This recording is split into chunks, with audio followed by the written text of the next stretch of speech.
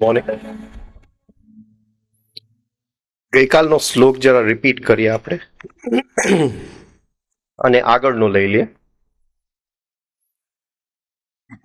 ભવાન ભીષ્મશ્ચ કર્ણશ્ચ કૃપશ્ચ સમિતિંજય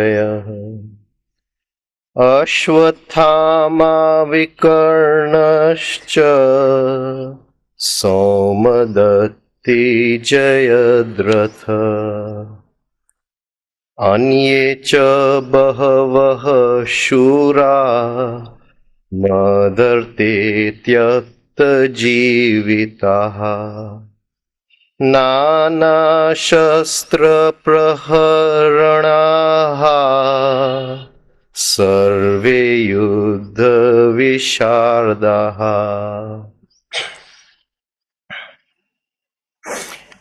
હે દ્વિજ શ્રેષ્ઠ, આપણા પક્ષમાં પણ જે મારા સેનાના વિશિષ્ટ સેનાપતિઓ છે તેમને આપ જાણી લો. આપણી જાન માટે તેમનો પરિચય કરાવું છું. મારા સૈન્યના જે નાયકો છે તેમને હું આપની જાણ માટે કહું છું. ભવાન, આપ, દ્રોણાચાર્ય એ આપણે જોઈ ગયા કાલે, તથા ભીષ્મ પિતામહ એ પણ જોઈ ગયા, કર્ણ તથા યુદ્ધમાં જય પામનાર કૃપાચાર્ય, આ બધાને સમિતિમ જય, જેમનું મૃત્યુ થઈ ન શકે, જે મરી ન શકે.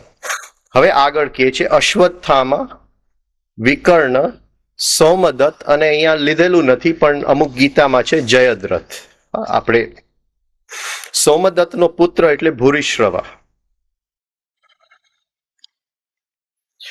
પછી આગળના શ્લોકમાં એ કહે છે ઘણા શૂરાઓ મારા માટે જીવન સમર્પણ, ત્યક્ત જીવિતા, અન્ય ચ બહવ શૂરા, ઘણા બીજા જે યોદ્ધાઓ છે અહીંયા આવ્યા છે મારા માટે જીવન એ ત્યજી દેવા માટે, સમર્પણ કરવા માટે તૈયાર છે, જીવન સમર્પણ કરનારા છે. તેઓ સર્વે અનેક પ્રકારના શસ્ત્રો, નાના શસ્ત્ર, ઘણા બધા શસ્ત્રો તથા હથિયારો વાળા અને યુદ્ધ કુશળ છે. એ ઘણા શસ્ત્રો કેમ ચલાવવા, અનેક શસ્ત્ર કેમ ચલાવવા એમને આવડે છે, અને યુદ્ધમાં યુદ્ધ વિશારદા, યુદ્ધમાં કુશળ છે. આપણે કાલે જ્યાં અટકેલા હતા અશ્વત્થામા. અશ્વત્થામા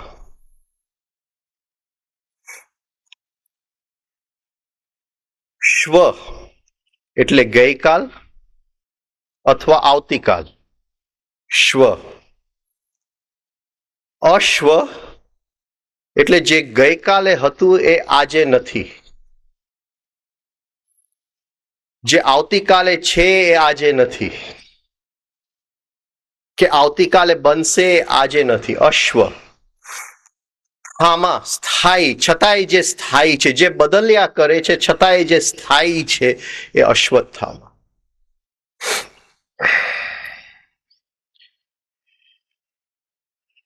ઈચ્છા,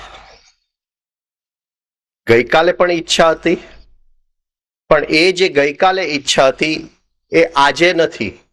ગઈકાલે એક ગાડીની ઈચ્છા હતી, એ ગઈકાલે પૂર્ણ થઈ ગઈ, પણ આજે એમાંથી એક નવી ઈચ્છા જાગે છે કે જો આની બદલે આ ગાડી લીધી હોત તો જરાક સારું રહે.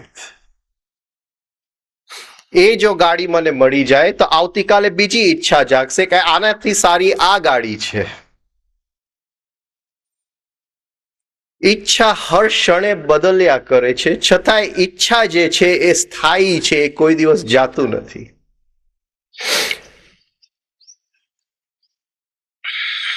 અઢી હજાર વર્ષ પહેલા ગ્રીસની અંદર બે સ્કૂલ્સ હતા, એક હેરકલાઇટસનું સ્કૂલ અને એક એરિસ્ટોટલનું સ્કૂલ.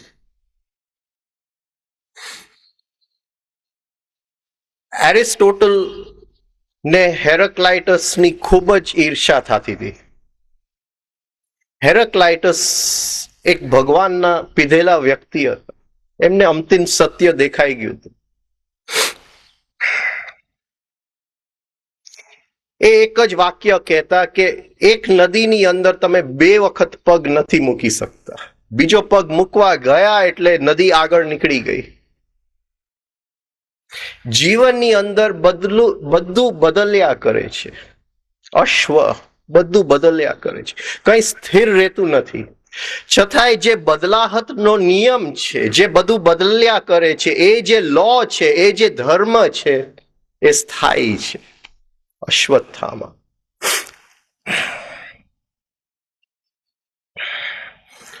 તો હેરાક્લાઇટસ કહેતા કે એક નદીની અંદર ફરીથી પગ નહીં મૂકી શકાય.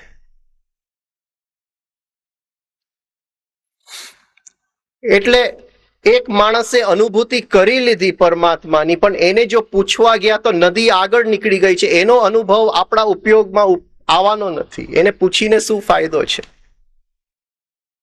આપણી અંદર એક સંસ્કાર છે કે ઘરે મોટાઓને પૂછવું, આને પૂછવું, પણ એ શું ફાયદો છે? નદી તો આગળ નીકળી ગઈ. એની અનુભૂતિ જ્યારે થઈ હતી ત્યારે નદી જે હતી આજે એ નદી નથી, એ નીકળી ગઈ છે આગળ. તો એને પૂછીને શું ફાયદો છે? ગુરુને પૂછીને શું ફાયદો છે? કારણ કે ગુરુએ જ્યારે અનુભૂતિ લીધેલી ત્યારે એ નદીની સ્થિતિ હતી, પણ પાણી તો હર ક્ષણે વહી રહ્યું છે. બદલાહટ જે છે એ જીવનનો નિયમ છે.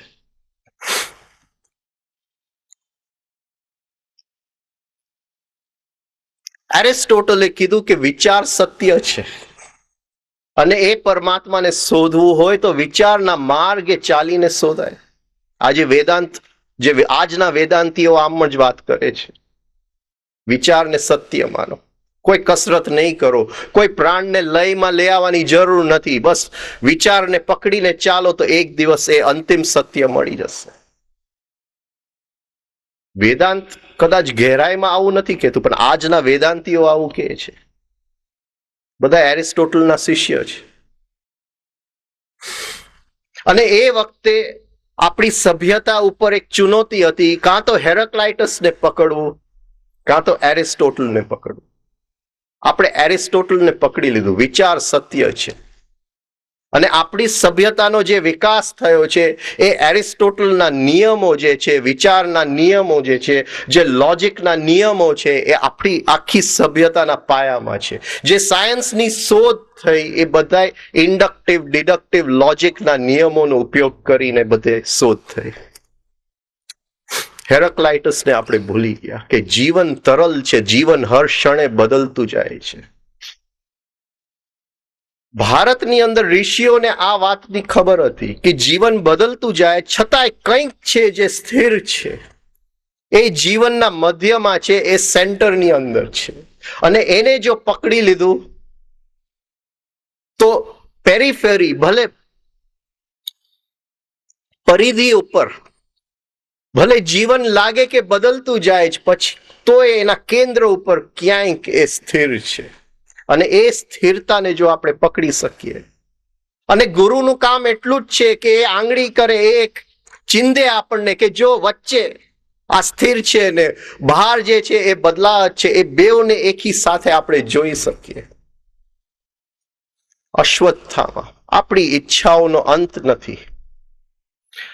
અને કારણ કે ઈચ્છાથી આ સૃષ્ટિ શરૂ થયું છે, ભગવાનની ઈચ્છાથી, ઈચ્છાને મારી ન શકાય, એટલે અશ્વત્થામા અજર અમર છે. પણ એની શક્તિ લઈ લેવાય. જેવું અંદરથી ઈચ્છા ઉઠે કે મારે આ વસ્તુ જોઈએ છે, એ ઈચ્છા સામે લડતા નહીં, બસ અંદરથી શક્તિ ખેંચી લેજો. 5 ઇન્દ્રિયમાંથી શક્તિ ખેંચી લેજો. જે ચિત્તની શક્તિ એ ઈચ્છામાં ચોંટવા જાય છે, એ શક્તિ ખેંચી લેજો અંદર. તો અશ્વત્થામા જે છે એ નિર્બલ પડી જશે, એ પાવરલેસ થઈ જશે. ઈચ્છાને પાવરલેસ કરાય, ઈચ્છાને મારી ન શકાય.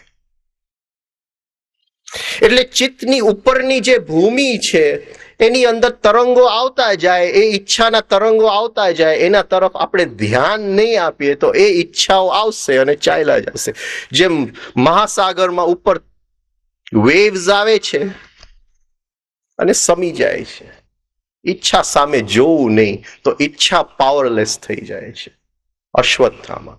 પણ ઈચ્છા સામે એક વખત આપણી દ્રષ્ટિ ગઈ, એને આપણે અટેન્શન આપ્યું, ચિત્તની શક્તિ આપ્યું, તો એ ઈચ્છા જે છે એ મહાયોદ્ધા બની જાય છે. અશ્વત્થામા દ્રોણાચાર્યનો દીકરો, જે સંસ્કારોની ઘીસી અંદર પડી જાય છે, એમાંથી જે નીકળેલું જે ફલ છે એ ઈચ્છા છે, અને ઈચ્છામાંથી કર્મનો જન્મ થાય છે.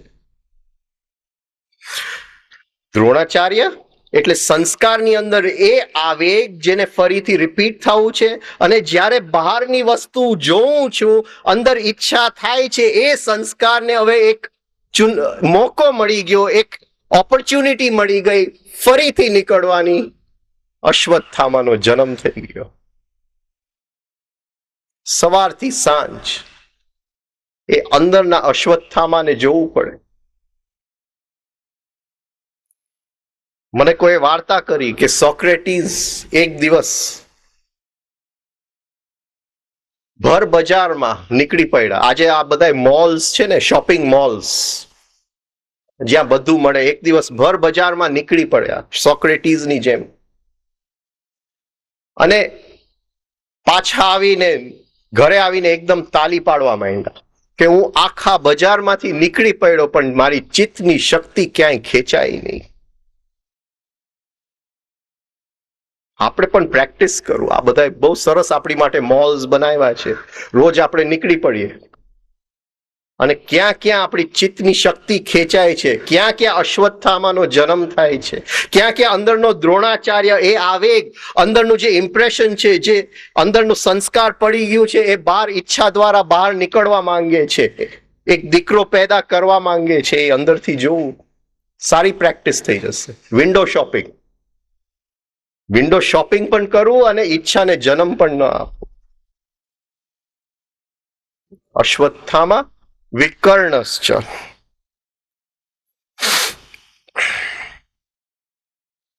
આપણે કાલે જોયું કર્ણ એટલે કાન, વિકર્ણ એટલે ઊંધું સાંભળવું.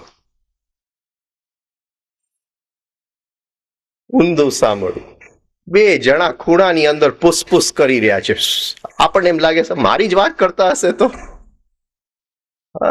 ઊંધું સાંભળવું એ અંદરનો વિકર્ણ છે. એ દર જગ્યાએ અર્થનો અનર્થ જ કરી નાખે છે.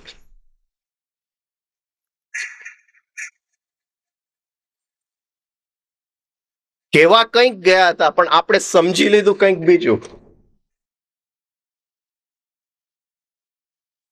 અને અર્થનો અનર્થ થાય છે, એમાંથી જે નીકળે છે એ દ્વેષ નીકળે છે. જે ચિત્તની ભૂમિ ઉપર જે ઘીસી પડી જાય છે, એ દ્વેષનો સંસ્કાર પડી જાય છે. જે લીટો પડે છે એ દ્વેષનો છે. ઘેરો લીટો પડી જાય છે દ્વેષનો. અને ધીમે ધીમે અંદરનું એક એવું માળખું બની જાય છે, વિકર્ણ, દ્વેષનું માળખું બની જાય છે. જેવો એક વ્યક્તિ એને સામે આવે છે, હજી હું એને ઓળખતોય નથી, હજી ઓળખાને નથી થઈ એની સાથે, પણ અંદરનું માળખું જે છે દ્વેષનું, એને પોતાનું એક મેગ્નેટિઝમ છે. અંદરનું જે બધા દ્વેષના સંસ્કાર, જે પોલિટિકલ પાર્ટી અંદર ભેગી થઈ છે દ્વેષની, એને પોતાનું એક મેગ્નેટિઝમ છે. હજી સામે આવ્યો એની પેલા અંદર ગમો અણગમો થઈ જાય છે. નથી ગમતો મને, હજી ખાવાનું ચાખ્યું નથી, પણ એનું કલર જોઈને આ મને નહીં ભાવે, અહીંયા રહેવું મને નહીં ગમે, આ સ્ત્રી સાથે મને નહીં ફાવે. હજી એની સાથે 2 દિવસ બહાર નથી ગયા, કોકોકોલા પીવા નથી ગયા, પણ નહીં ફાવે. સામે લગ્ન કરવા આવી છે. જીવનનો નિયમ છે કે જે સામે આવે એને ઇનકાર ન કરાય. એને ઇનકાર કરવા ગયા તો અંદરથી અશ્વત્થામા જાગશે કે મારે આ જોઈએ છે, મારે આ નથી જોતું, મારે આ જોઈએ છે. જે થાળીમાં આવ્યું એ ખાઈ લેવું પડે. જે સ્ત્રી સામે આવી એની સાથે લગ્ન કરી લેવા પડે. પછી એના અંદર આ ખામી છે અને આમ છે, કઈ ફરક નથી, બધાય સરખા જ છે, કોઈ ફરક નથી. જો અંદર સાધના કરવી હોય તો બધાય સરખા જ છે, અને કદાચ જો ઘણી ખામીઓ હશે તો વધારે સરખી સાધના થશે.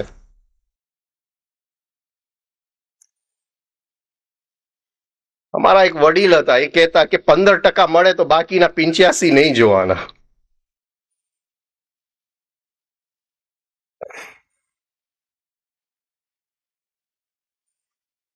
પછી આપણે કે એનું મોડું આવું છે. હવે લગ્ન પછી મોડું ક્યાં જોવું છે? આપણે સાધના કરવી છે.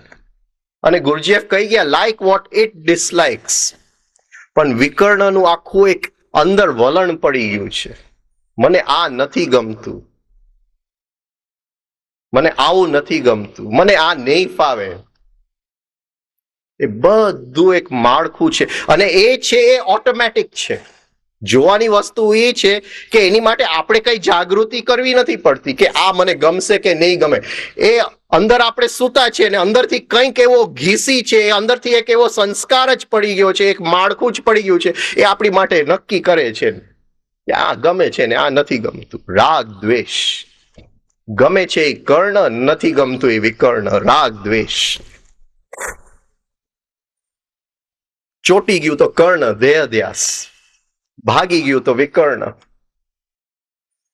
અને આ બેઉથી અંદર, આ બે યોદ્ધાથી આપણે જરાક અવધાન, યુયુદ્ધાન રાખવું પડે.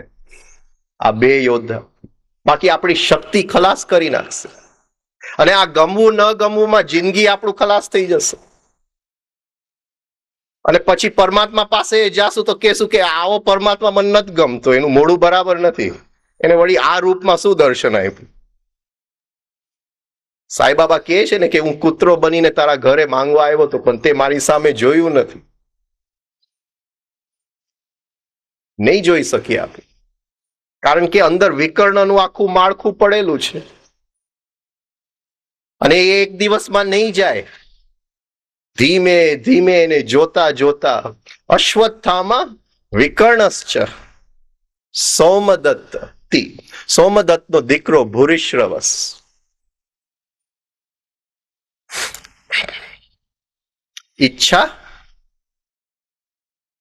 ઈચ્છામાંથી ગમવું, અમગણવું. જે ઈચ્છાઓ મને આવી ગમે છે ને નથી ગમતું, અને ઈચ્છામાંથી જે ઉત્પન્ન થાય છે એ કર્મ, અને કર્મ બાંધે છે. ફરીથી નવી ઈચ્છા માટે ઘણા બધા બીજ રોપી દે છે. ભૂરી એટલે ટુ રિપીટ. ભૂરી શ્રવા, ટુ રિપીટ. શ્રવા એટલે to flow. That which flows but repeats all the time. કર્મ. ભૂરી શ્રવા. બહુ મોટો યોદ્ધા છે. કર્મને કેમ મારું? અહીંયા વિચાર આવી ગયો એટલે એનું કર્મ લાગી જ ગયું. એના જે કેમિકલ્સ છે એ બોડીની અંદર પડી જ જવાના છે. એનો જે સંસ્કાર છે એ ચિત્તની ભૂમિ ઉપર બરાબર ઊંડો પડી ગયો. ભલે આપણે બહાર બતાવીએ કે આપણે આવા છીએ, બહાર આપણું બરાબર ચિત્ર છે, પણ અંદર શું ચાલી રહ્યું છે? અને એ રિપીટ થવાનું જ છે. શ્રવ એટલે ટુ ફ્લો. શ્રવણનો બીજો અર્થ થાય શ્રવણ કરવું, સાંભળવું. ફરી ફરીને એ જ સાંભળવું. 5 ઇન્દ્રિયમાંથી એ ને એ જ કર્મ ફરી ફરીને કરવું. ભૂરિશ્રવા. આપણા જીવનમાં કઈ નવું થતું નથી. બધાને એમ લાગે છે કે આવતીકાલે હું જીવીશ, આ રીતે જીવીશ. ગઈકાલે જે ગુસ્સો કરેલો એ જ આવતીકાલે કરવાનો છું. ગઈકાલે જે ઈર્ષ્યા કરેલી એ જ આવતીકાલે કરવાનો છું. ગઈકાલે જે ગમા અણગમા કરેલા એ જ આવતીકાલે હું કરવાનો છું. કદાચ બહારનો વ્યક્તિ બદલાઈ જશે, બહારનો પ્રસંગ બદલાઈ જશે, અંદરનો ભાવ તો એની જ છે. કોઈ માણસ નવું કઈ જીવતો નથી. એ ને એ જ ભૂરી શ્રવ આખી જિંદગી રિપીટ થાય છે. અને પછી કહે છે કે મારે જન્મ અને મરણના સાયકલથી મુક્ત થવું છે. પણ આ ગુસ્સાના સાયકલમાંથી પહેલા મુક્ત થાવ ને. એમાંથી નહીં થશો તો જન્મ મરણ તો બહુ દૂરની વાત છે. That which repeats and flows, ભૂરિશ્રવસ. અને 5 ઇન્દ્રિય થાકી ગયા છે એક ને એક ગુસ્સો કરવાથી, અને અંદરનું ચિત્તે થાકી ગયું છે એક ને એક ઈર્ષ્યા કરવાથી. એને પણ કંઈક નવું જોઈએ છે. એને એમ થાય છે કે કંઈક નવું ખાવાનું મળે, પણ આપણે આપતા જ નથી. એને એ જીવન રિપીટ થયા કરે છે. એને જ ફરિયાદ, ઓફિસમાં ગયા આ કામ નથી થયું, એને જ ફરિયાદ. આપણને એમ લાગે કે પ્રસંગ બીજો આવ્યો, ગઈકાલે આની ફરિયાદ કરેલી, આજે આની ફરિયાદ કરું છું, કઈ બદલતું નથી. ફરિયાદ એની ઈ જ છે અને કઈ બદલતું નથી જીવનની અંદર. 5 વર્ષ પહેલાનું છાપું લ્યો કે આજનું છાપું લ્યો, આ બધા પ્રિન્ટિંગ પ્રેસ બંધ થઈ જાય, એક છાપું ઇનફ છે. રોજ નામ બદલતા જાઓ એની ઉપર, તો નવું છાપું લેવાની જરૂર નથી. ખાલી પ્રસંગો બદલાય છે, ચહેરાના જે શું કહેવાય માસ્ક બદલાય છે. આ વ્યક્તિ ગઈકાલે પ્રાઇમ મિનિસ્ટર હતો, આજે આ છે, એને આ કર્યું, કઈ ફરક નથી. ભૂરિશ્રવસ.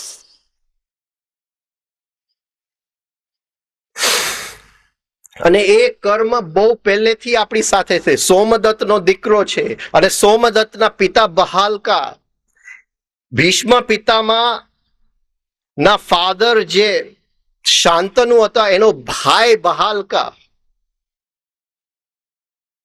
એનો દીકરો સોમદત્ત, ભીષ્મ પિતામાના કઝિન, અને એનો દીકરો આ ભૂરિશ્રવસ. ત્યાંથી ચાલી આવે છે કર્મ. કર્મ અને અહંકાર એ જોડીઓ છે, પહેલેથી ચાલી આવે છે. આગલા શ્લોકમાં આવશે કુરુ વૃદ્ધ પિતામહ.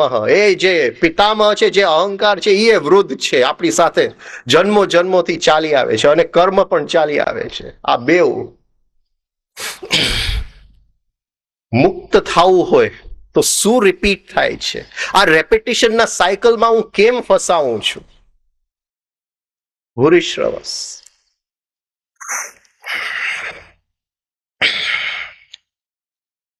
બહુ ગહેરાઈમાં નહીં જાઉં આ બધા યોદ્ધાઓની અંદર, શિબિરનો સમય આપણો પૂરો થશે. જયદ્રથ.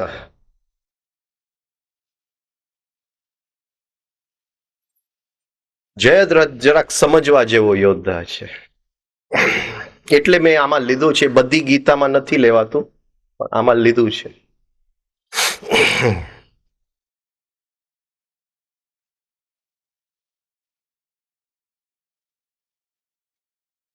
જય એટલે વિક્ટરી, રથ એટલે શરીર. આ શરીર જે શક્તિઓથી બનેલું છે, પાર્શ્વી શક્તિઓથી બનેલું છે, પશુ શક્તિઓથી બનેલું છે, એની ઉપર જય પામવું. પણ એ જય પોતાના કામના માટે પણ આપણે કરી શકીએ, અને એ જય બ્રહ્મમાં લીન કરવા માટે પણ કરી શકીએ. જયદ્રથે પોતાના કામના માટે કરી છે, પોતાનું કામના પૂરી કરવા માટે કરી છે.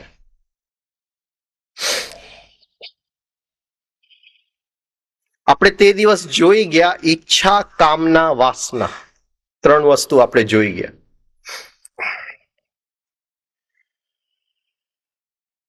જયદ્રથને દ્રૌપદીની અતિશય વાસના હતી, એટલે અતિશય અટ્રેક્શન હતું દ્રૌપદીનું.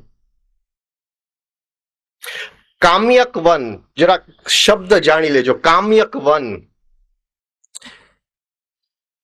ની અંદર જ્યારે પાંડવો અજ્ઞાતવાસમાં હતા, કામ્ય જ્યાં કામનાઓ ઉત્પન્ન થાય, ત્યારે પાંડવો બહાર હતા અને એમને દ્રૌપદીની સાથે જરાક દુર્વ્યવહાર કરેલો. એટલે એ અંદર, એની અંદર એક કામના હતી, એક કામના વાસના હતી. અને એ વાસના ઘૂંટાતા ઘૂંટાતા ઘૂંટાતા ચિત્તની આખી જે ભૂમિ હતી એ વાસનાથી ભરાઈ ગયું હતું કે મને દ્રૌપદી જોઈએ છે. એક ચિત્તની એકાગ્રતા એ છે જે સંસ્કારોના શુદ્ધિકરણ પછી આવે છે. તો એ વાસના, આ એક વાસના, એકાગ્રતા, એક જ વાસના, ઘણા બધા નહીં, એને બીજું બધું કઈ જોઈતું નતું. એકાગ્રતા, આ એક વાસનાથી ડીપલી એન્ટ્રેન્ચ્ડ આખું રંગાઈ ગયું. અને જ્યારે ચિત્તની આખી ભૂમિમાં વાસના આટલી બધી પાવરફુલ થઈ જાય છે, જેમ મનુષ્ય જીવે છે એમ એ વાસનાની અંદર એક જાતનું જીવન આવી જાય છે. જાણે કે કોઈ ભૂત આપણને પજવતું હોય એવી રીતે એ વાસના આપણને પજવવા માંડે છે.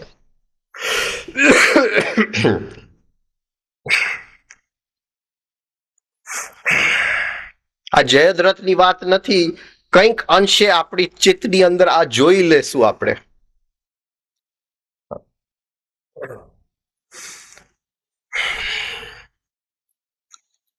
હવે જયદ્રથના ફાધર જે હતા એ શિવ ભક્ત હતા, પણ Shiv in the form of Pashupatinath. શિવનો એવો રૂપ એઝ અ પશુપતિનાથ, જેને પશુ શક્તિઓનો જે નાથ છે. જ્યારે એમને એ શક્તિઓ અંદર એકાગ્ર કર્યા એમના ફાધરે, અને એ શક્તિઓ એમને હાથમાં આવ્યા, પશુ શક્તિઓ, એ શક્તિઓ એમને એની અંદર ઈચ્છા મૂકી દીધી કે મારો જે દીકરો છે એનું રક્ષણ કરજો, એ મરી ન શકે, અને કોઈ એને મારે મારા દીકરાને તો એ વ્યક્તિ જે એને મારે એ પોતે મરી જાય, એવું એક એને અંદર સંકલ્પ મૂકે. હા, તો આ પાર્શ્વી શક્તિઓ ઉપર ખૂબ એકાગ્રતા કરી અને એમના પિતાજીએ એની અંદર એક એવો સંકલ્પ મૂકેલો. આ એક જુદી વિદ્યા છે, એની બહુ ગહેરાઈમાં નહીં જાઉં, પણ જ્યારે આ વિદ્યાનો ઉપયોગ થાય છે ત્યારે એ વિદ્યાની અંદર એવું હોય છે કે એ જે સંકલ્પ કરીએ છીએ એ વખતે એવો પણ સંકલ્પ કરવો જોઈએ કે કદાચ મારા પુત્રનું મૃત્યુ થઈ જાય અને જે વ્યક્તિનું નાશ કરવાનું છે એ નાશ આ શક્તિ ન કરી શકે, એ વ્યક્તિ વધારે પાવરફુલ હોય, વધારે શક્તિશાળી, તો એ શક્તિ એની મેળે ખલાસ થઈ જાય. જે લોકો આવી શક્તિઓથી રમે છે એ જો સરખી રીતે ન રમે તો એ શક્તિ પોતાને જ મારી નાખે છે. આની બહુ વધારે વાત નહીં કરો. એટલે જયદ્રથના ફાધરે આવી એક શક્તિ ઉત્પન્ન કરી અને જયદ્રથના રક્ષણ માટે રાખેલી. એ પાર્શ્વી શક્તિ હતી, એટલે જ્યારે સૂર્ય ચડે એટલે એ શક્તિનું જોર ઘટી જાય, જ્યારે સૂર્ય અસ્ત થઈ જાય એ શક્તિનું એવું બધું જોર. પાર્શ્વી એટલે નોક્ટર્નલ. ઘણા બધા જે જનાવરો હોય છે એ પાર્શ્વી હોય છે, એને રાતે જ ખાવાનું શોધવા નીકળી પડે. એક સાપ છે જેને કોમન ક્રેટ, કાળતરો કહેવામાં આવે છે. એ કાળતરોને દિવસમાં પકડો એ સૌથી ઝેરીલો સાપ છે. એક ડંખ મારે એટલે 10-15 મિનિટમાં હોસ્પિટલે ન પહોંચો એટલે ગયા. પણ એને દિવસમાં પકડો તો કઈ નહીં થાય, એની શક્તિ કઈ છે નહીં, પણ રાતે જો પકડી લીધો તો. એવી જ રીતે જયદ્રથનું જો મૃત્યુ કરવું હોય તો એ જે શક્તિ એની રક્ષણ કરતી હતી એ દિવસની અંદર એનું જોર ઓછું થઈ જતું, રાતે એ પાવરફુલ થતું. એટલે એનું જે મૃત્યુ જે છે એ બરાબર સૂર્ય અસ્ત થાય એની પહેલા એનું મૃત્યુ થવું છે. એટલે મહાભારતમાં સૂર્યનો અસ્ત, એક વાદળું મૂકીને જે કઈ વાત છે એ આ વાત છે, પાર્શ્વી શક્તિઓનો વાત છે. કહેવાનો મતલબ એટલો છે કે વાસના એક વખત ચિત્તની ભૂમિને જો ઘેરી લે છે એ એવું એકાગ્ર થઈ જાય છે, એ અતિશય શક્તિશાળી બની જાય છે. અંદર એવો કોઈ જયદ્રથ હોય તો આપણે જોઈ લઈએ. જયદ્રથનું સિર કાપે છે અર્જુન. કૃષ્ણ એને કહે છે ધ્યાન રાખજે, આ સિર જો અહીંયા જમીન ઉપર પડશે તો તું મરી જઈશ. એ સિર એમના ફાધર જે ધ્યાનમાં બેઠા છે ત્યાં મોકલી દેજે. એને મોકલી દીધું. જે શક્તિ એમને ઉત્પન્ન કરી હતી એ જ શક્તિ એને પોતાને ખાઈ ગયું. જે લોકો આવી શક્તિઓ સાથે રમે છે એને આવું આ સાવધાન રાખવી પડે, સાવધાન રાખવું પડે. તો ભવાન ભીષ્મશ્ચ કર્ણશ્ચ કૃપશ્ચ સમિતિંજય અશ્વત્થામા વિકર્ણશ્ચ સૌમદત્તિ જયદ્રથ આપણે જોઈ લીધું. હવે આગળના શ્લોકમાં આપણે જઈએ. અન્યે ચ બહવઃ શૂરા મદર્થે ત્યક્ત જીવિતા. આટલા જેના મેં નામ લીધા છે એ સિવાય પણ ઘણા બધા છે જે મારી માટે અહીંયા જીવ ત્યજવા તૈયાર છે, જાન મૂકવા તૈયાર છે, જે મારી માટે લડવા આવ્યા છે. અને નાના શસ્ત્ર, એ ઘણા બધા શસ્ત્ર ચલાવવામાં કુશળ છે અને બધાય જે છે એ યુદ્ધમાં કુશળ છે. હવે એક શ્લોક છોડીને જ્યારે આગળ જશું, આજે સાંજે, તો ત્યાં દુર્યોધન કહે છે કે તમે બધાય એક જ લક્ષ્ય રાખજો કે ભીષ્મનું રક્ષણ કરજો. ભીષ્મ મેવાભિરક્ષંતુ, ભીષ્મનું રક્ષણ કરજો. આ કયા યોદ્ધાઓ છે? અન્ય ચ બહવઃ શૂરા. આ બીજા કયા યોદ્ધાઓ છે દુર્યોધન પાસે? આપણી અંદરના કયા યોદ્ધાઓ છે કે એ યોદ્ધાઓ છે અંદર, ત્યાં સુધી અંદરનો અહંકાર બરાબર સુરક્ષિત છે? એ કયા યોદ્ધાઓ છે? અને એ યોદ્ધાઓ છે ત્યાં સુધી એને કઈ ચિંતા કરવાની જરૂર નથી. એ અંદર સૂઈ જાય તો એ વાંધો નથી, એને કઈ કરવાની જરૂર નથી. એ યોદ્ધાઓ છે લોભ, કામ, ક્રોધ, મોહ,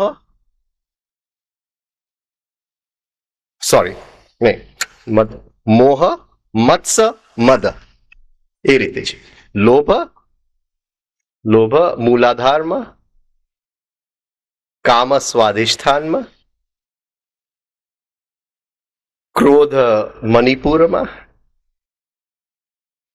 મોહ અનાહતના ડાબા ભાગમાં, મત્સ્ય વિશુદ્ધિના પાછળના ભાગમાં, અને મદ 5 ની અંદર. આ રીતે છે. એટલે એ ઓર્ડર આવશે, એ ઓર્ડર આવશે. આ બધા દિવ્ય અસ્ત્રો છે, આ બધા યોદ્ધાઓ પાસે દિવ્ય અસ્ત્રો છે. અને એને એ દિવ્ય અસ્ત્ર પેલા લઈ લેવાય, પછી મારી નાખાય. એક અત્યારે એવું થઈ ગયું છે કે કામથી મુક્ત થાઓ ને મોહથી મુક્ત થાઓ ને લોભથી મુક્ત થાઓ. એ બધું સૂકું અધ્યાત્મ છે. સૂકું અધ્યાત્મથી કઈ નથી થવાનું. રોજ સવારે હું ટીવી ખોલું એટલે 10 ગુરુ ટીવીના ચેનલ ઉપર બોલતા હોય કે કામથી મુક્ત થાઓ ને લોભથી મુક્ત થાઓ, અને લોભ દુશ્મન છે અને અંદરનું મોહ દુશ્મન છે. પણ એની અંદર દિવ્ય અસ્ત્ર પેલા લેવા શીખડાવો, પછી એનાથી મુક્ત થાઓ. દિવ્ય અસ્ત્ર નહીં લે તો સૂકું અધ્યાત્મ થઈ જશે. હવે એક એકને સમજતા જાય. લોભમાં શું થાય છે? લોભમાં શું થાય છે? આપણે એક અંદરનો રસ જાગે છે કે મારે ભેગું કરવું છે. કોઈક લોભીને કદાચ આપણે ઓબ્ઝર્વ કરીએ, એને આમ રસ આવે છે. It is a kind of negative enjoyment. એને જે ભેગું કરવામાં જે રસ આવે છે, આ કદાચ જો સમજાય તો, જો પકડાય તો, એ જે રસ લોભમાં પડેલો છે એ દિવ્ય અસ્ત્ર છે. ભગવાનનો સ્વરૂપ રસથી ભરેલો છે. વૈષ્ણવો કે છે એ રસથી ભરેલો છે.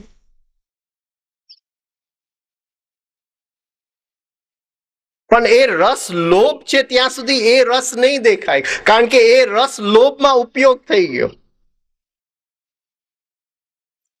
એટલે લોભમાંથી એ રસ ખેંચી લેવાનો છે અને પછી લોભને છોડી દેવાનો છે. પણ લોભ સામે જો લડવા જશું તો રસ આપણે ખેંચી નહીં શકીએ. તો પરમાત્માનો રસ કેમ લેવું એ આપણે નહીં, કારણ કે એ રસ એની સાથે ચાલ્યું જશે. આ જો પકડાય, આઈ ડોન્ટ નો. લોભ, કામ, કામસ જે સવાર થઈને જાય છે, જે અંદરની કામના જે સવાર થઈને જાય છે, એ સેક્સ એનર્જી ઉપર સવાર થઈને જાય છે, એ વીર્ય ઉપર સવાર થઈને જાય છે, એ સ્ત્રીના અંડ ઉપર સવાર થઈને જાય છે. સ્થૂલ અંડની વાત નથી કરતો, સ્થૂલ શુક્રની વાત નથી કરતો, એના સાયકિક ભાગ બેઉ સરખા જ છે. હરેક સ્ત્રીમાં પુરુષ છુપાયેલો છે, હરેક પુરુષની અંદર સ્ત્રી છુપાયેલો છે. એ સાયકિક પાર્ટની વાત કરું છું, સૂક્ષ્મ ભાગની વાત કરું છું. તો એ જે કામના બહાર જાય છે, એ સેક્સની એનર્જી લઈને બહાર જાય છે. હું ઇમેજિનેશનમાં આખો દિવસ કામનામાં બેઠો છું, આ જોઈએ છે ને તે કરીશ ને શેર બજારમાં આમ કરીશ, એ ચાલ્યા કરે છે. પણ એ જે કામના બહાર જાય છે, સવાર થઈને જાય છે, એ સેક્સ એનર્જી મારી ચિત્તની જે પાવરફુલમાં પાવરફુલ એનર્જી છે એને લઈને જાય છે. એની અંદર પણ દિવ્ય અસ્ત્ર છે, એની અંદર ભગવાનની છબી છે. આ સૃષ્ટિ જે છે એનું બ્લુપ્રિન્ટ છે. ભગવાને સૃષ્ટિ બનાવ્યું, એનું એક બ્લુપ્રિન્ટ પેલા બનાવ્યું, પ્લાન પેલા બનાવ્યું. અને મનુષ્ય પિંડ બનાવ્યું, એનું પણ પ્લાન એક જ છે. જે સૃષ્ટિનું બ્લુપ્રિન્ટ છે એ જ મનુષ્યનું બ્લુપ્રિન્ટ છે. આ જો સમજાય તો, જે બીજથી સૃષ્ટિ બન્યું છે એ જ બીજથી મનુષ્યનું પિંડ બન્યું છે. અને એ જે બીજ, એનો જે બ્લુપ્રિન્ટ છે, એ જે ભગવાનની છબી છે, એ પોતાની છબી જે રેડી દે છે આ સૃષ્ટિમાં, મનુષ્યના પિંડમાં જે પોતાની છબી રેડી દે છે, એ વીર્યની અંદર પડેલું છે. એ દિવ્ય અસ્ત્ર છે.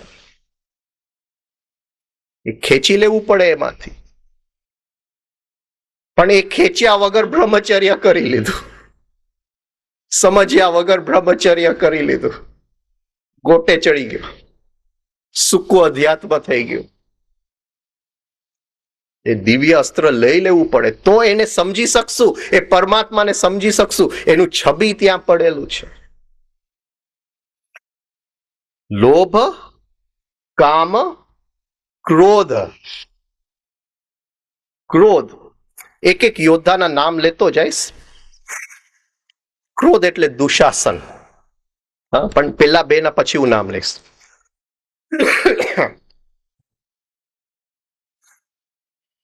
જ્યારે અંદરના પ્રાણ જે છે એ કેઓટિક થઈ જાય છે, અસ્ત વ્યસ્ત થઈ જાય છે, એનું જે બહાર લક્ષણ છે એ ક્રોધ છે. પ્રાણ, આ પાંચ ઇન્દ્રિયોને જે પાંચ સૂક્ષ્મ ઇન્દ્રિયો સાથે જોડે છે એ પ્રાણ છે. જે પાંચ સૂક્ષ્મ ઇન્દ્રિયોને અંદરનું જે મનસ છે એની સાથે જોડે છે એ પ્રાણ છે. અંદરનું મનસ અંદરના અહંકાર સાથે જે જોડે છે એ પ્રાણ છે. અંદરના અહંકારને અંદરની બુદ્ધિ સાથે જોડે છે એ પ્રાણ છે.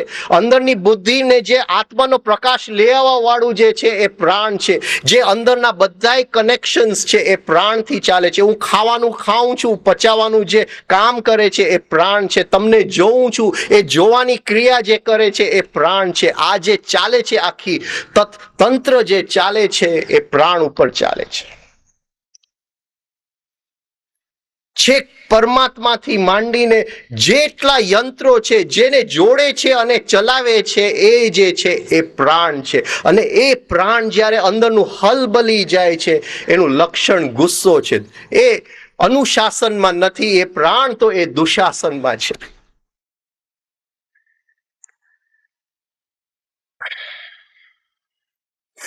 તો એ ક્રોધ એવો યોદ્ધા છે જે પ્રાણને હલબલાવી નાખે. અને પ્રાણ હલબલાવી ગયું, પાચન ક્રિયા બગડી ગઈ, શરીરમાં રોગ આવવા માંડ્યા. જે જોવાનું હતું એ નથી જોઈ શકતા, જે સાંભળવાનું હતું સાંભળી નથી શકતા, બધું અસ્ત વ્યસ્ત થઈ ગયું અંદરના પ્રાણ. પછી જે યોદ્ધા આવે છે મોહ.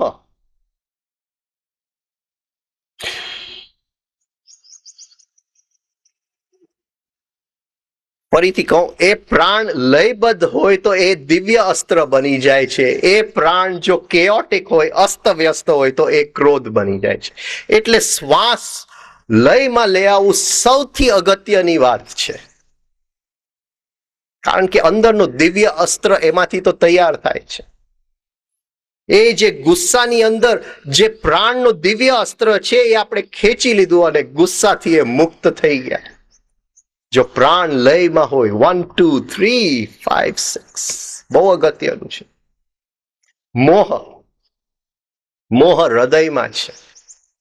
મોહ એટલે ભૂલી જાવું, મોહિત થઈ જાવ. જુલિયટ પૂછે છે રોમિયોને, રોમિયો એન્ડ જુલિયટ જેને જોયું છે, બેલ્કની સીન, જુલિયટ પૂછે છે Romeo, how did you come here? કે love was my guide, love was my eyes, love showed me the way. મારે કઈ, હું આંધળો હોત તોય હું પહોંચી જ જવાનો હતો. પ્રેમ, પ્રેમ મને રસ્તો બતાવ્યો, પ્રેમ મારી આંખ હતી. એ મોહની અંદર ક્યાંક એ પ્રેમ છુપાયેલું છે. આ છોકરીએ મને મોહિત કરી દીધી, પણ ક્યાંક ઊંડાણમાં ક્યાંક પ્રેમ છુપાયેલું છે. એ પ્રેમ જે છે એ દિવ્ય અસ્ત્ર છે. મોહને છોડી દેવાનું છે, એ પ્રેમને ખેંચી લેવાનું છે. અને એમ પ્રેમ ખેંચ્યા વગર જો મોહને આપણે કાઢી નાખ્યો તો ફરીથી સૂકું અધ્યાત્મ થઈ જશે. લોભ, કામ, ક્રોધ, મોહ, મત્સર. મત્સ એટલે જેલસી. જેલસી એટલે એની પાસે છે, મારી પાસે નથી. ઈર્ષા, એની પાસે તો કેટલું સારું છે. આ મને હંમેશા એમ જ લાગે છે કે બીજા બધા ખુશ છે, હું તો, મને કઈ ભગવાને આપ્યું જ નથી. આમ આખી જિંદગી આમ નીકળી જાય છે, આની પાસે છે. પણ મત્સની ગહેરાઈમાં જાય તો એની અંદર એક દ્રષ્ટિ છે.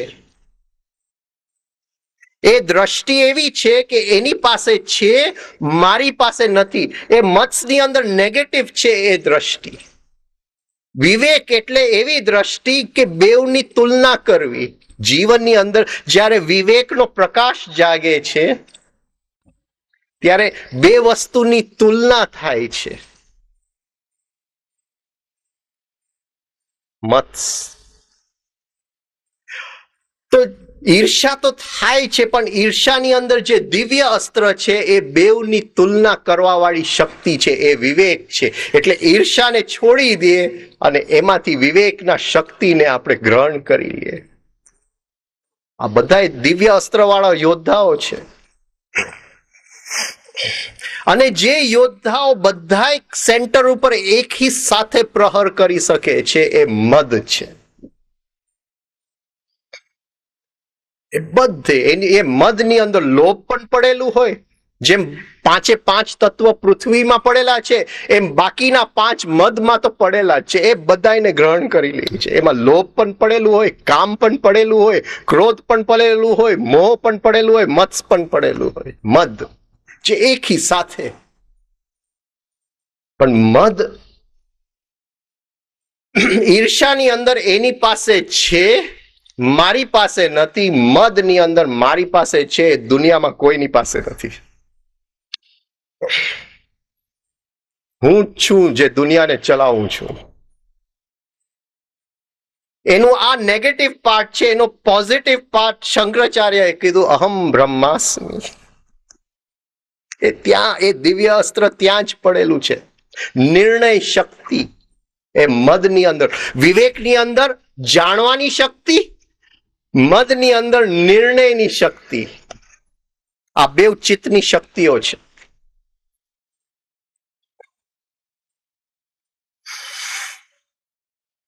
એમ છે આ પૂરું નહીં થાય, ફરીથી સાંજે જ આને કન્ટિન્યુ કરવું પડશે.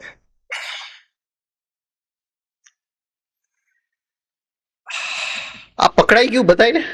હા, એક એક જે યોદ્ધા છે, હવે કયા કયા યોદ્ધા છે એ જોઈ લે. એની પહેલા અધ્યાત્મના 4 દિશાઓ છે, 4 છેડા છે. ભલે એક સ્ટ્રિંગના 2 છેડા છે, અધ્યાત્મની દોરીના 4 છેડા છે.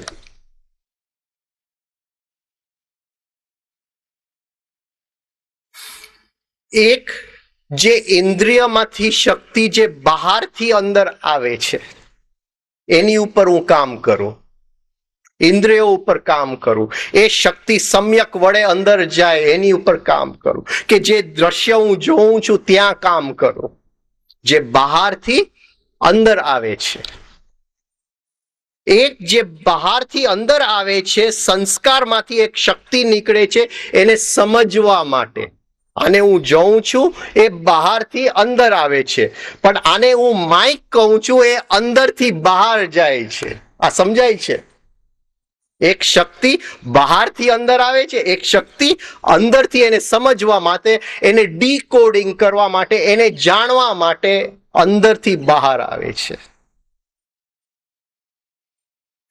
બહારથી અંદર આવે છે એ હું જોઉં છું એ શુદ્ધ છે. અંદરથી જે બહાર એને ડીકોડિંગ કરવા જાય છે એ સ્મૃતિમાંથી જાય છે કે બુદ્ધિમાંથી જાય છે? બુદ્ધિનો પ્રકાશ લઈને જાય છે તો જાગૃતિ, અને સ્મૃતિમાંથી જાય છે, ચિત્તમાંથી જાય છે તો એ રેપિટિશન, એ યાંત્રિક છે. આ જો પકડાય, જે બહારથી અંદર આવે છે અંદરથી બહાર જાય છે. ત્રીજો અધ્યાત્મનો છેડો છે પ્રાણ છે. પ્રાણની ઉપર હું કામ કરું, જેમ આપણે રિધમિક બ્રીધિંગમાં કરીએ છીએ. પ્રાણ ઉપર કામ કરું, પ્રાણને લયબદ્ધ કરું તો જે બહારથી અંદર શક્તિ આવે છે એ પણ સમ્યક થઈ જાય. જે અંદરની શક્તિ બહાર જાય છે એ ખાલી સ્મૃતિમાંથી ન જાય, એ બુદ્ધિનો પ્રકાશ લઈને જ જાય. એ પ્રાણ ઉપર હું કામ કરી શકું, કારણ કે પ્રાણ નીચામાં નીચો જીવને પરમાત્મા સાથે જોડી દે છે. એક કનેક્શન છે. આ આખી સૃષ્ટિ જે કોમ્યુનિકેશનમાં છે એ પ્રાણના કોમ્યુનિકેશન, પ્રાણ થકી કોમ્યુનિકેશનમાં છે. ચોથો છેડો છે ચિત્તની શક્તિ. આ ચિત્તની શક્તિને 3 ભાગમાં આપણે વેચી લેશું. એક જે ભાવ કેન્દ્ર દ્વારા દુનિયાને સમજવા જાય છે, ધ ફીલિંગ કોન્શિયસનેસ, ભાવ યુક્ત, the feeling consciousness, the sensitivity consciousness, સંવેદનાની શક્તિ, ભાવની શક્તિ. આ ભાવ દ્વારા હું દુનિયાને સમજવાની કોશિશ કરું છું. એ ચિત્તની શક્તિ. એટલે અંદરની જે શક્તિ છે, જે ચિત્તની અટેન્શન છે, જે ધ્યાન છે, એ ભાવ દ્વારા ખેંચાય છે, એ ભાવ દ્વારા સમજે છે.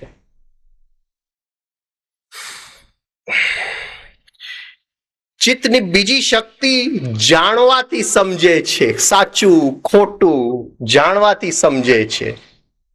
એ પ્રકાશ ફેંકે છે વસ્તુ, એ વિવેક છે, એ પ્રકાશ ફેંકે છે. અને ચિત્તની ત્રીજી શક્તિ છે જે નિર્ણય કરે છે. આ અધ્યાત્મના જુદા જુદા છેડાઓ છે. હું નિર્ણય શક્તિ સાથે કામ કરું તો રાજયોગ થઈ જાય. હું વિવેક શક્તિ સાથે કામ કરું તો જ્ઞાન યોગ થઈ જાય. હું ભાવ શક્તિ સાથે કામ કરું તો એ ભક્તિ યોગ થઈ જાય.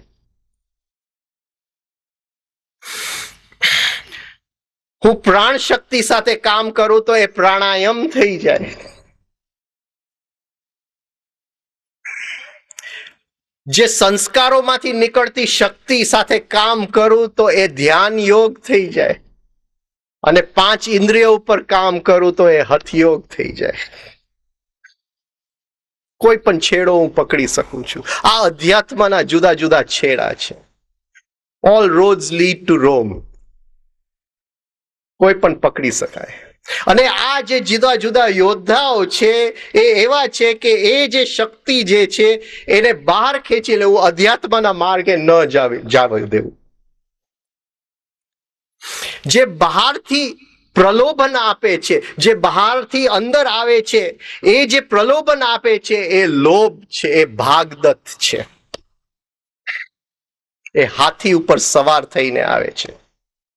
હવે મારું ચિત્ત ઠેકાણે નથી રહ્યું. આ પણ લેવું છે મારે, આ પણ લેવું છે, આ પણ લેવું છે, મને આ સ્ત્રી સાથે પણ લગ્ન કરવું છે, પણ આ પણ ગમે છે ને આ પણ થોડી ઘણી ગમે છે. ભાગદત્ત છે, મેડ એલિફન્ટ. ભાગમ ભાગ. જે બહારથી પ્રલોભન આપે છે, હા, લોભ. જે અંદરથી ઈચ્છા કરે છે કે મારે બહાર જવું છે, કામ, દુર્યોધન. વાસના, દુર્યોધન, જે અંદરથી બહાર જવા માંગે છે. જે પ્રાણને કંપાવે છે એ દુશાસન, પ્રાણનું અનુશાસનને તોડી નાખે છે, દુશાસન લઈ જાય છે. જે ભાવ કેન્દ્રને મોહિત કરે છે એ શકુની. સાચું ખોટાનું પરખ યાદ જ નથી રહેતું, પ્રેમમાં ભૂલી ગયો બધું. હા, જુગતુના પ્રેમમાં મોહિત થઈ ગયો, એને યાદ ન રહ્યું કે આ હું દ્રૌપદીને દાવ પર લગાડી રહ્યો છું, મોહિત થઈ ગયો. શકુની.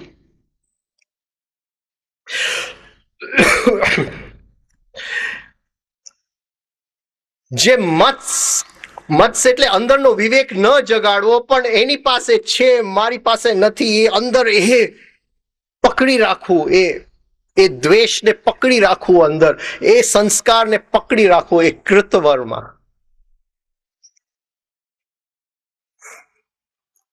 એક જ યાદવ છે જે કૌરવના પક્ષમાં છે, એક જ યાદવ, અને એ કૃષ્ણ ભક્ત છે. એ જે જેલેસી છે, જે ઈર્ષા છે, એની અંદર એ વિવેક, એ પ્રકાશ પડેલો જ છે. ઈર્ષાની અંદર પ્રકાશ પડેલો જ છે, એટલે એમને ઈર્ષાને નહીં જવા દેતા, એ પ્રકાશ ખેંચી લેજો એમાંથી. એ કૃષ્ણ ભક્ત છે, છતાંય સામે છે, કૌરવના પક્ષમાં છે. શું કામ કૌરવના પક્ષ છે? એને કૃષ્ણની ઈર્ષા પણ છે, ભક્ત પણ છે અને ઈર્ષા પણ છે. એને સત્યભામા સાથે પ્રેમ હતો, એને લગ્ન કરવાતા સત્યભામા સાથે, પણ સત્યભામા એ કૃષ્ણ સાથે લગ્ન કરી લીધા. એટલે જેનો ભક્ત હતો એની જ ઈર્ષા, એનો જ ઘાવ સાચવીને બેઠેલો હતો અંદર કૃતવર્મા. મહાભારત સમજવા જાય તો જિંદગી ટૂંકી પડી જાય. શું લખ્યું છે કઈ સમજાતું નથી. એક એક પ્રસંગ, એક એક વ્યક્તિની ગહેરાઈમાં જેમ ઉતરતા જાય, કોઈ બહાર પિક્ચર જોવાની જરૂર ન પડે, એમનેમ વનવાસ થઈ જાય, એમનેમ વિયોગ થઈ જાય. ખાલી જો વ્યાસ મુનિએ શું લખ્યું છે એ સમજવા બેસીએ તો. કૃતવર્મા, ઈર્ષા અને મદ, જે પાંચો. હવે જે વ્યક્તિની અંદર મદ ભરેલું છે એના અમુક લક્ષણ છે, પછી પૂરું કરું. જેનામાં મદ છે, જે પોતાની જાતને કંઈક માને છે, he is a very good critic. એ નિંદા બહુ સરસ કરી શકે. એટલે આપણી નિંદા કરે ત્યારે એને રામ રામ કરું, થેન્ક યુ કે તે મારી ભૂલો કાઢી, જે મને અરીસામાં નહોતું દેખાતું તે કહી દીધું મને. એ બહુ સારો જર્નલિસ્ટ બની શકે. એટલે બધા જર્નલિસ્ટ મદથી ભરેલા છે એમ નથી કહેતો, હા, પણ એ બની શકે. નિંદા કરવા વાળો એ બહુ સારો ઓથર બની શકે, લખવા વાળો બની શકે, જે મદથી ભરેલો હોય. એનામાં નિંદા શક્તિ ખૂબ પાવરફુલ હોય. એ બીજાના ભૂલ બહુ આરામથી શોધી શકે, પોતાનું નહીં, બીજાના. એટલે એનો ઉપયોગ કરો. સાધનામાં હર વ્યક્તિ અરીસો છે, અને એની અંદર આપણે આપણા દોષ જોવાના છે, આપણે ક્યાં ફસાયા છે. એટલે જેવો એક મદથી ભરેલો વ્યક્તિ આવે, એના અહંકારને જરાક પોષણ આપવું, એ જલ્દી કહી દેશે કે આપણી અંદર ક્યાં આપણે અટકેલા છે. આપણી અંદર રિએક્શન આવે એટલે એના અહંકારને તોડવા જાય તો બધી ગડબડ થઈ જાય. એના અહંકારને જરા પોષણ આપવું, બહુ આપણું કામ થઈ જાય. બીજું, મદથી ભરેલો વ્યક્તિ જે છે એને ફ્લેટરી બહુ ગમે, પ્રશંસા બહુ ગમે, એ ફૂલાઈ જાય પ્રશંસા. આ બે લક્ષણ છે મદના.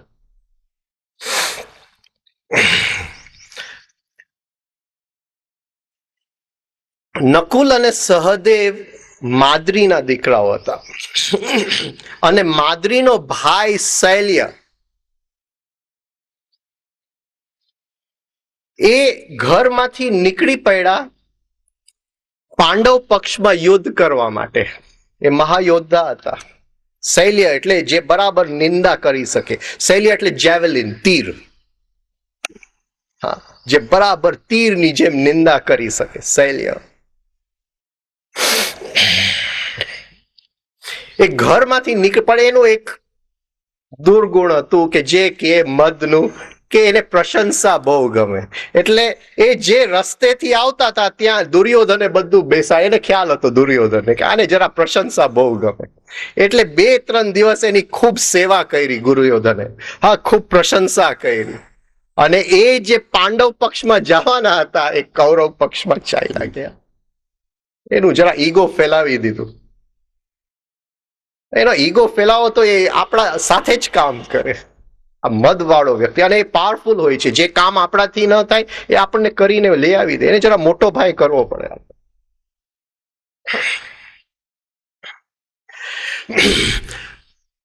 હવે દુર્યોધનના પક્ષમાં આવી ગયા પછી એને ગિલ્ટ થયું, પણ અહીંયા આવી ગયો છે એટલે હવે કંઈ થાય નહીં. પણ એની પાસે બીજી એક શક્તિ હતી, નિંદા કરવાની શક્તિ, તીર ફેંકવાની શક્તિ, શૈલ્ય.